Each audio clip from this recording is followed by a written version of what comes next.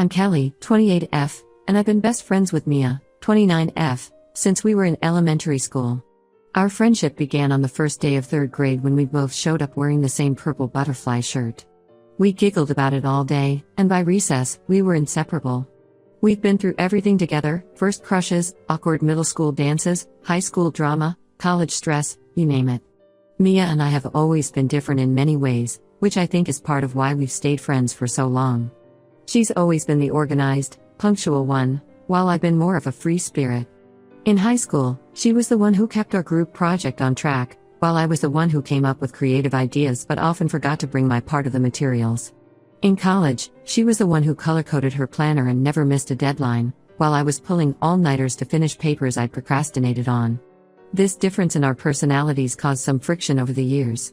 I can't count the number of times Mia waited for me at a coffee shop or restaurant, tapping her foot impatiently as I rushed in 20 or 30 minutes late, full of apologies. She'd roll her eyes, but she always forgave me. It became a running joke in our friend group: Kelly time was always at least 15 minutes behind everyone else's. But about 3 years ago, I had a wake-up call. I was late to an important job interview, and despite my qualifications, I didn't get the position. The interviewer was kind enough to give me some feedback, and she mentioned that my tardiness had been a significant factor in their decision. It hit me hard. My inability to manage my time wasn't just annoying my friends anymore, it was affecting my future. That's when I decided to make a change.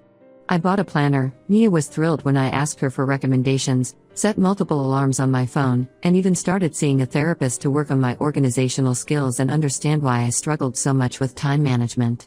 It wasn't easy. I had to rewire years of bad habits and really examine some of my behaviors. But slowly, I started to improve. Mia was incredibly supportive during this process. She celebrated my small victories with me, like when I made it to brunch on time 3 weeks in a row.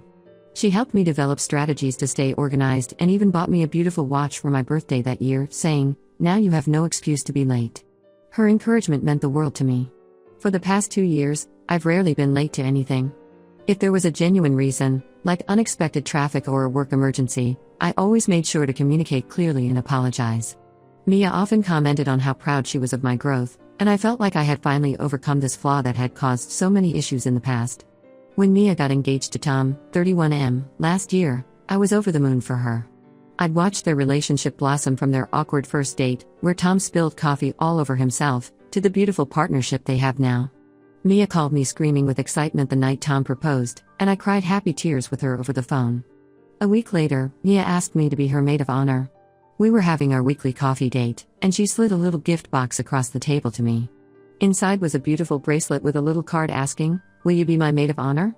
I accepted without hesitation, hugging her tightly right there in the middle of the cafe. I threw myself into my maid of honor duties with enthusiasm. I helped Mia choose her dress, organized her bachelorette party, a weekend spa getaway that was a hit with all the bridesmaids, and was there for every cake tasting and flower arrangement decision. I even learned how to bustle her dress, practicing for hours with a YouTube tutorial and an old sheet so I'd be ready on the big day.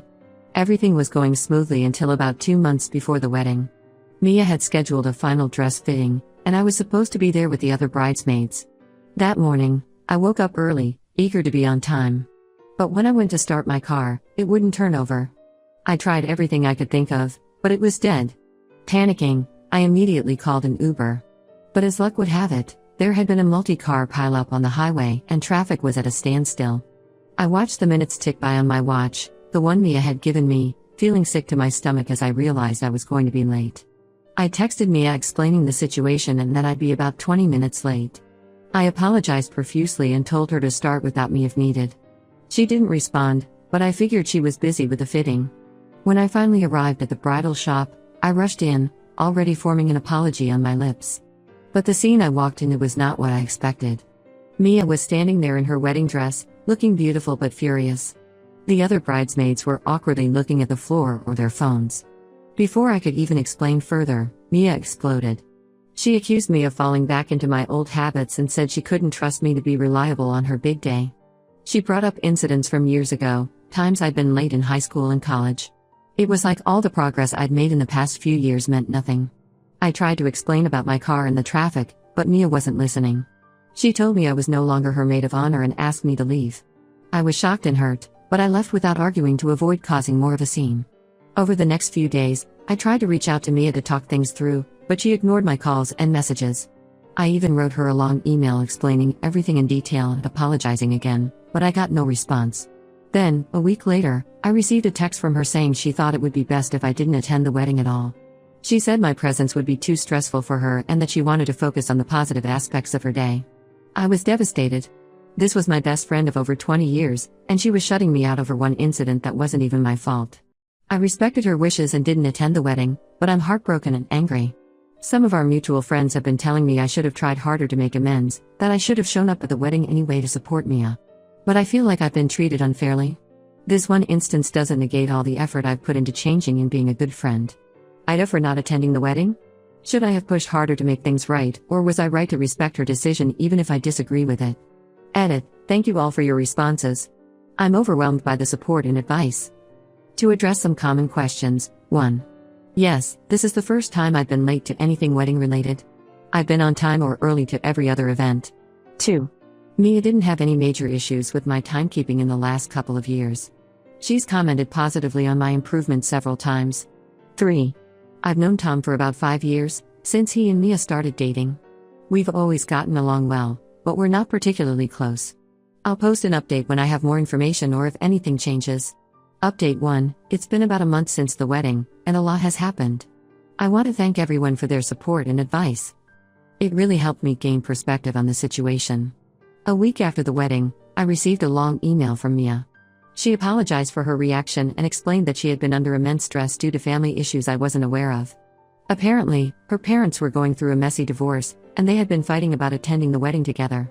This added a lot of tension to the wedding planning process. This news hit me hard. Mia's parents, Mr. and Mrs. Chen, had always seemed like the perfect couple to me. I remember spending countless weekends at their house in high school, Mrs. Chen always baking cookies for us while Mr. Chen helped us with our math homework. They'd been married for over 30 years, and I never saw them fight or even disagree. To hear that they were divorcing, and so acrimoniously, was shocking. Mia admitted that she took out her frustration on me unfairly.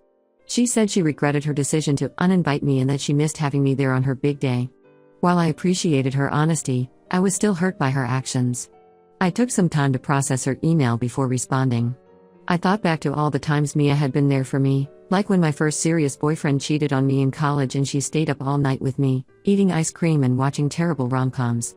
Or when I was struggling to find a job after graduation and she helped me revamp my resume and practice for interviews. Mia had always been my rock, and it pained me to think our friendship could be fractured like this. In my response, I told her that while I understood she was under stress, her reaction was disproportionate and hurtful. I explained how much effort I had put into changing my habits over the years and how much it meant to me to be her maid of honor. I also pointed out that true friendship should be able to withstand misunderstandings and give the benefit of the doubt. I shared a memory from our sophomore year of college, when I had a major panic attack before a big presentation. Mia had talked me through it, breathing with me and reminding me of all the times I'd succeeded in the past. I told her that's what I had expected from her during the wedding planning, understanding and support, not immediate condemnation. Mia suggested we meet up to talk things through in person. We agreed to meet at Rosie's, the little coffee shop where we'd spent countless hours studying in high school and college. It felt fitting to return there to try and mend our friendship. When I walked into Rosie's, the familiar smell of coffee and cinnamon rolls brought back a flood of memories. Mia was already there, sitting at our usual corner table. She looked tired and a bit nervous, very different from the radiant bride I had expected her to be a month after her wedding. The conversation was emotional and difficult at times, but I feel like we both got to express our feelings openly.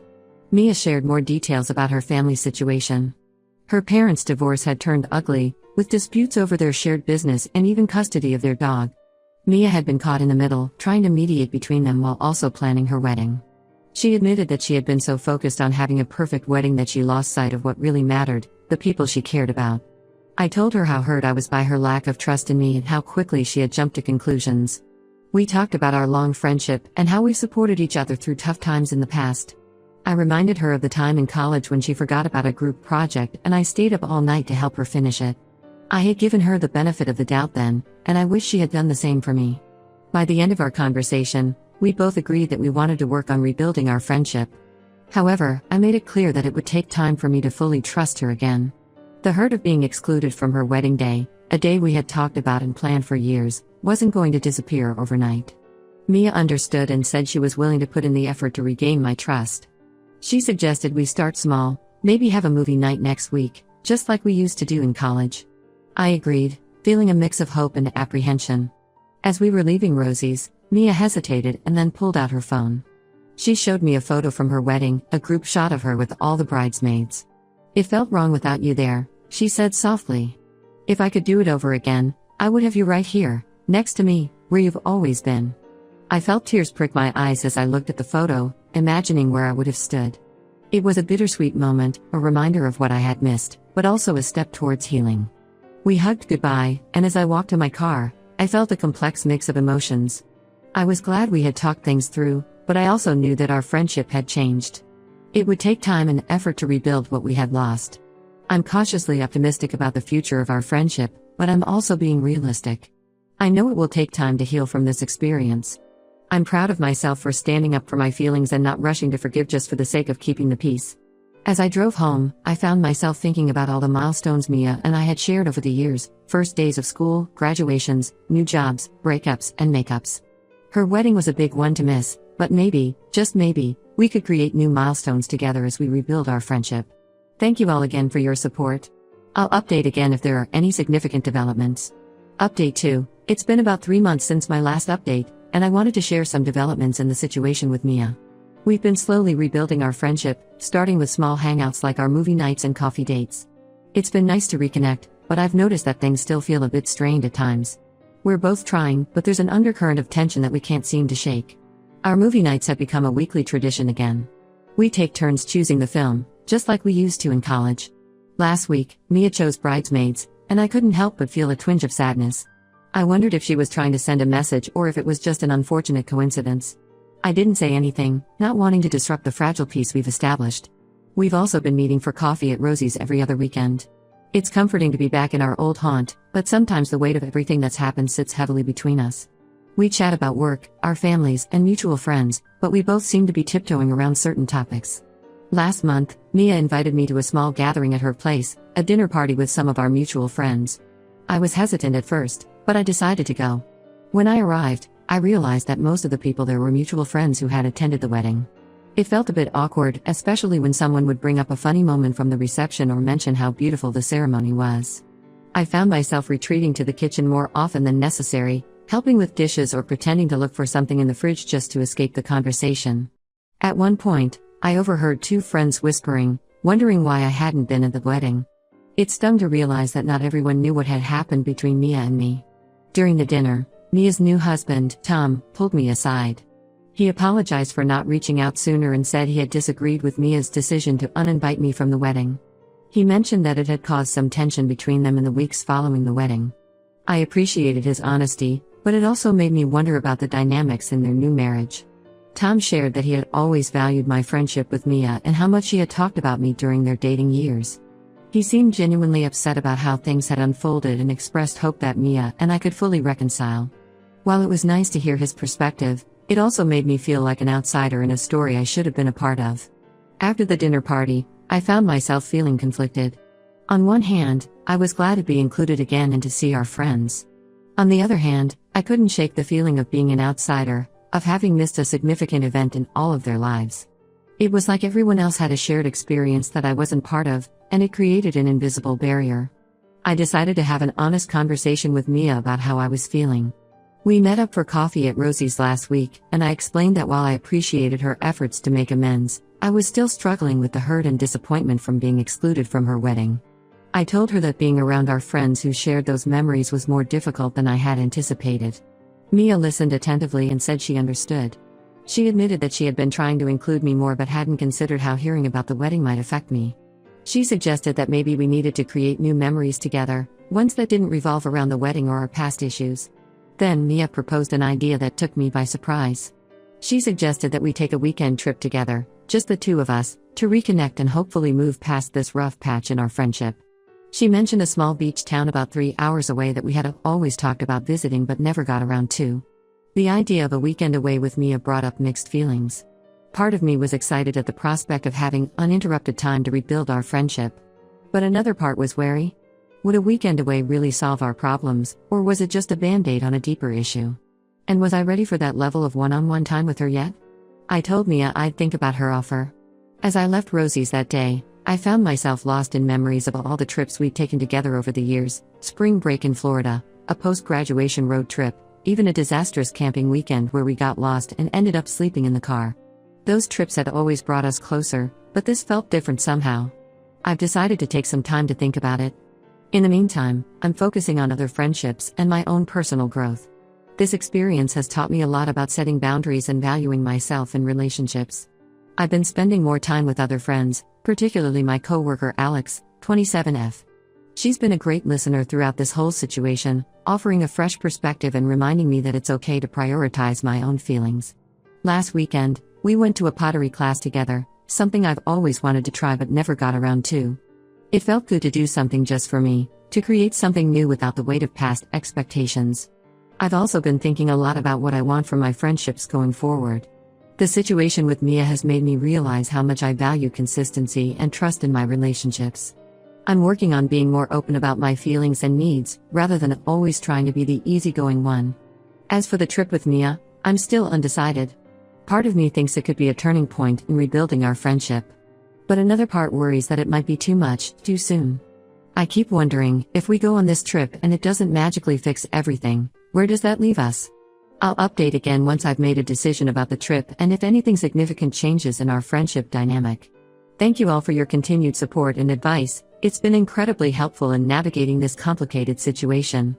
Update 3. It's been about 6 months since my last update, and I wanted to share the conclusion to this situation. After much consideration, I decided to accept Mia's offer of a weekend trip. We went to that small beach town we'd always talked about visiting. As we drove there, I felt a mix of nervousness and hope. The first day was a bit awkward, with both of us tiptoeing around certain topics. We spent most of the day walking on the beach and exploring the town, making small talk about the quaint shops and the unseasonably warm weather. But as we relaxed and spent more time together, we started to open up. On the second night, we decided to have dinner at a small seafood restaurant right on the beach. As we sat there, watching the sunset over the ocean, Mia suddenly said, "I miss us." Those 3 words broke the dam, and we found ourselves talking more openly than we had in months. We moved to the beach after dinner, sitting on the sand as the stars came out. Mia admitted that she had taken me for granted over the years and that the wedding incident made her realize how much she valued our friendship. She talked about the stress she'd been under with her parents' divorce and wedding planning, but acknowledged that it wasn't an excuse for how she treated me. I shared my feelings of hurt and betrayal, and how the experience had made me question the foundation of our relationship. I told her how hard it had been to miss her wedding, a day we talked about and planned together since we were teenagers. I explained that while I understood she was under stress, her lack of trust in me had deeply wounded our friendship. We both cried, laughed, and ultimately agreed that while we couldn't erase what happened, we could choose how to move forward. We made a pact to be more honest with each other, to communicate our feelings more openly, and to not let small misunderstandings escalate into big problems. The rest of the trip felt lighter somehow. We spent the next day revisiting some of our old favorite activities, building sandcastles like we used to at summer camp, trying to body surf in the waves, and failing miserably, and staying up late talking about everything and nothing. Since returning from the trip, things have been different, in a good way. We've been more intentional about our friendship, checking in with each other regularly and being more understanding of each other's lives and commitments. When I had a minor car accident last month, Mia was the first person I called, and she came to pick me up without hesitation. It reminded me of why we became friends in the first place. Last week, Mia surprised me by organizing a small do-over celebration with our close friends. It wasn't a wedding, but it was her way of including me in a special moment and creating new, positive memories together. She had even ordered a cake with Maid of Honor written on it, which made me laugh and tear up at the same time. It was a touching gesture that meant a lot to me. While our friendship isn't exactly the same as it was before, in many ways, it's stronger. We've learned valuable lessons about communication, forgiveness, and the importance of not taking each other for granted. We're more honest with each other now, more willing to address issues head-on instead of letting them fester. I'm glad I didn't give up on our friendship, but I'm also proud of myself for standing up for my feelings and setting boundaries.